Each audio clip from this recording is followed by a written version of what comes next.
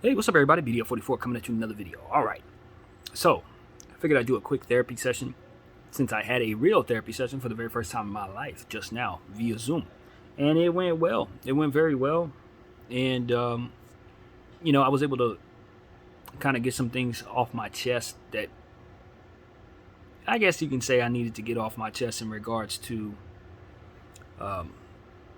just in general, talking to a professional. I mean, I talk to you guys all the time about all the things that I talk to him about, but it was the most important that I just got some answers, and that's what I was able to get some answers and set up some appointments. So I got an appointment on the 3rd of August with the same guy, Dr. Young, solid brother.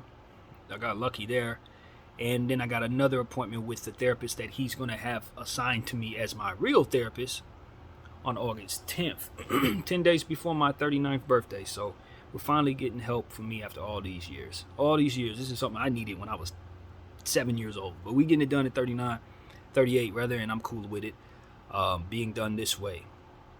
To get in what we talked about, everything we talked about, it was like an interview process for the therapy that you will need. And that's essentially what it was. So we sat here for almost an hour and a half, and he just asked me some poignant questions about anxiety. We got into different anxiety attacks that I had when I was a child, and we talked about what led to this, talked about my appearance when I was a young adolescent, how that affected certain things, my isolation and all of these different things. And he came to the conclusion that he believes that I've been suffering from anxiety and depression. He said he can't definitively say that he's not certain that I've suffered from these things all of my life. All of my life.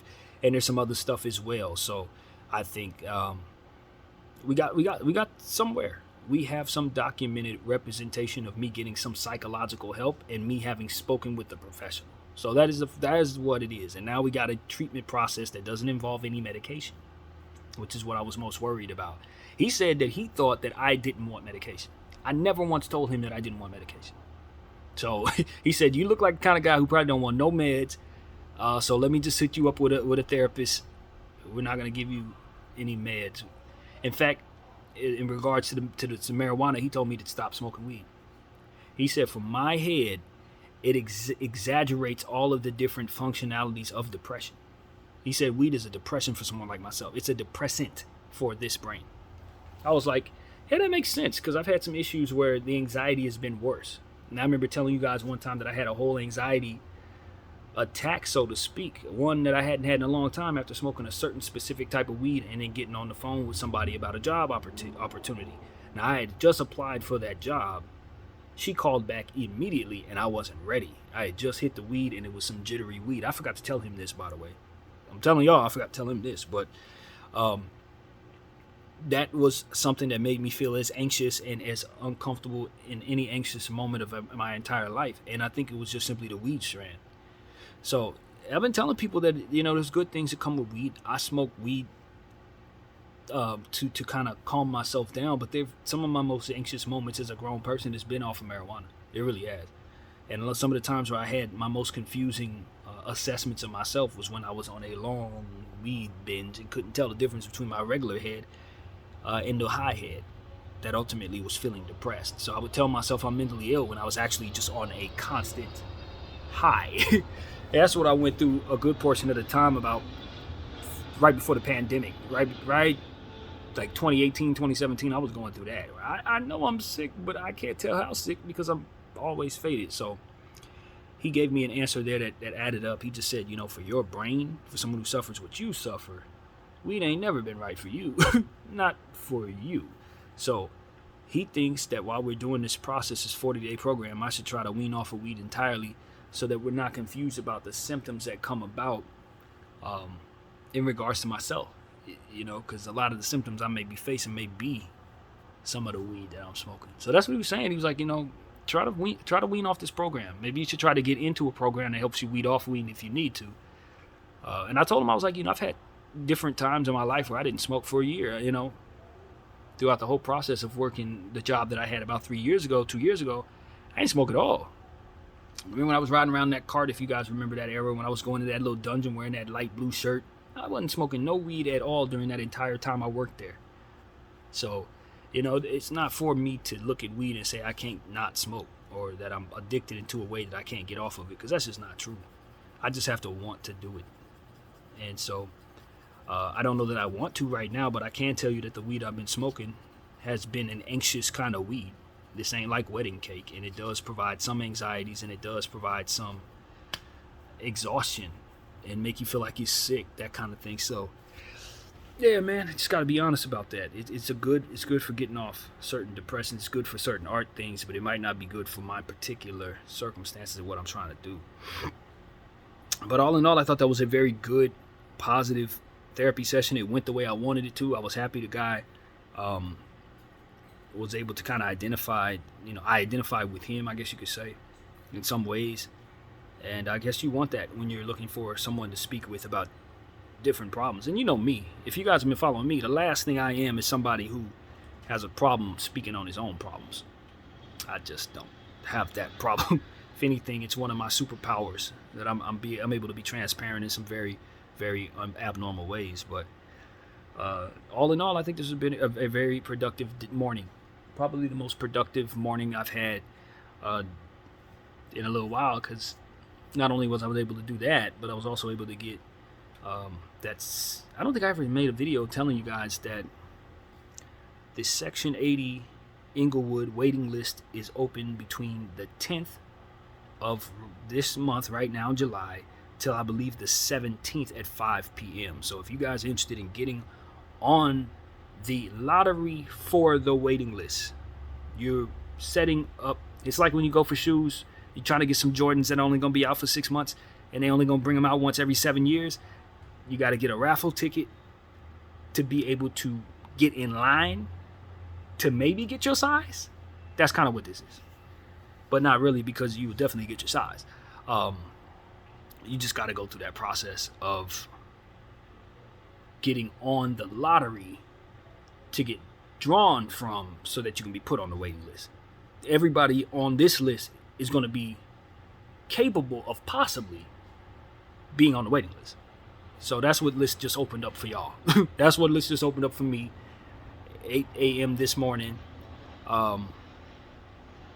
And I was able to check that out and get an application in to be on that lottery, and got the confirmation that I'm in that lottery. So hopefully that leads to me being on the waiting list. Hopefully that leads to me being part of the Section 8 program, which will allow me to pay only 20% of the rent price of whatever it's going to be. So Section 8 is the best thing for broke folks in the world, and we just need more Section 8s all over the world, not just in America. You need, if you have better stuff, then you definitely don't need Section 8. But if you don't have anything, y'all need something like this in your state.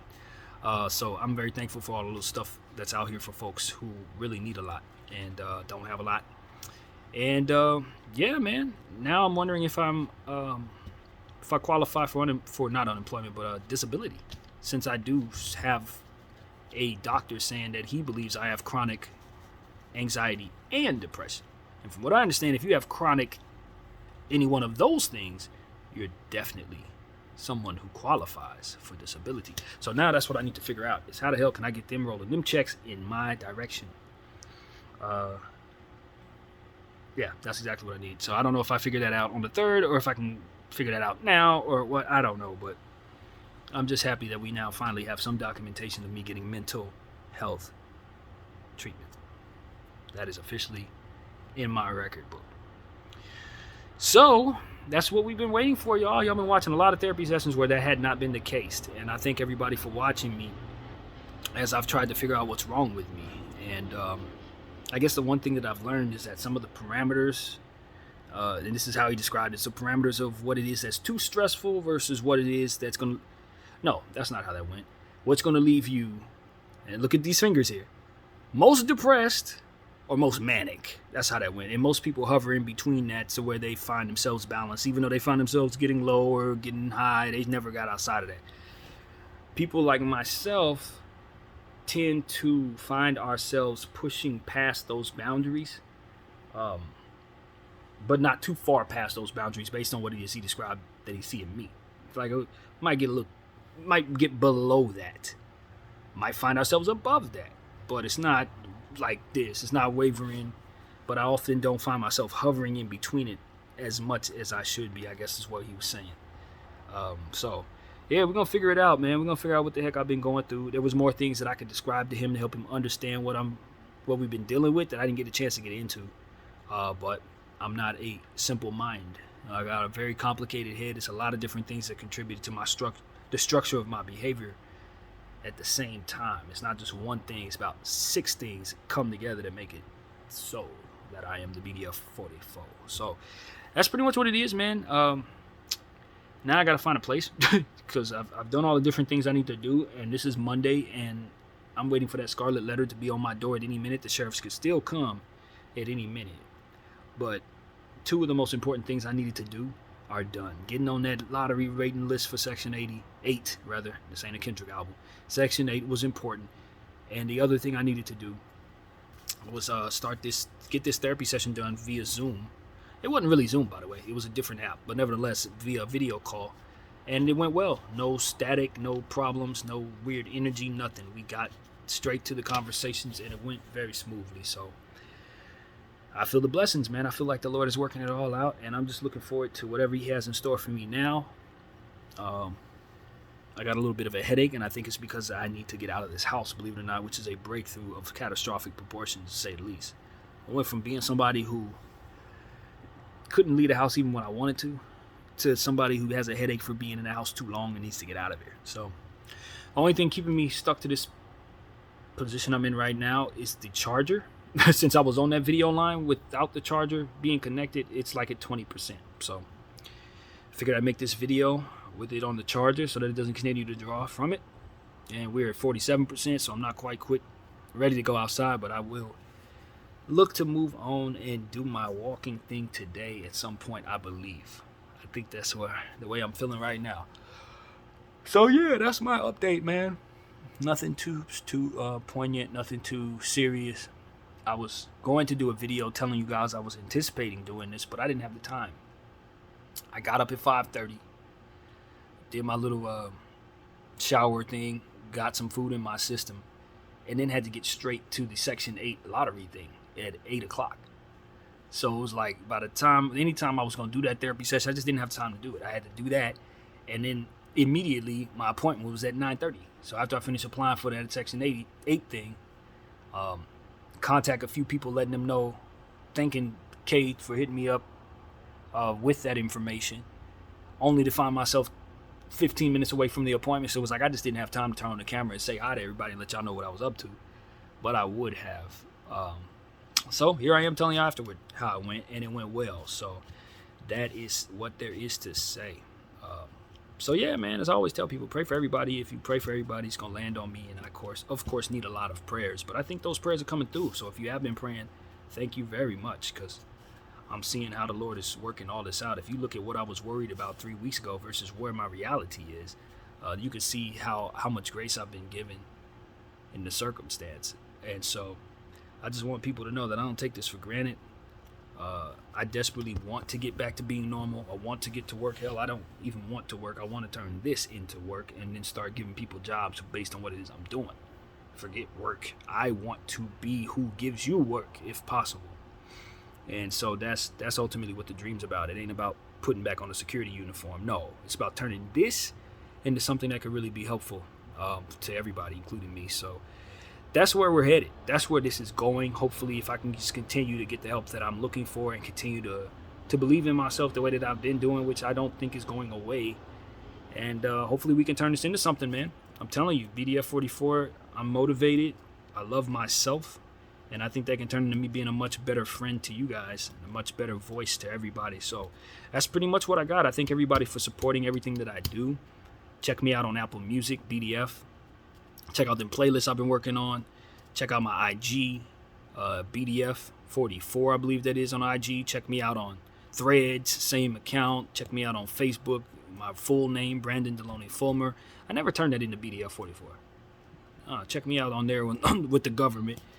And yeah, man, hopefully I can gain some confidence and start putting all of this together so that everybody can kind of just get from me what it is that I ultimately do, rather than me just doing it and getting better in the silence.